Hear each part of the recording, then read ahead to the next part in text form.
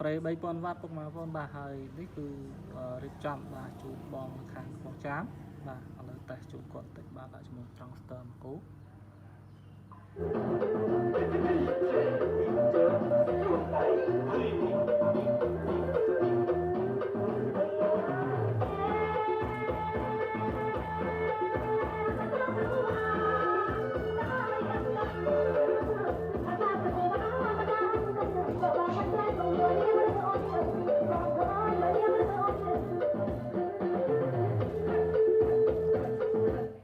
បាទសំឡេងស្ដាប់ទៅវាលឺរាងស្រាលដល់សារយើងប្រើ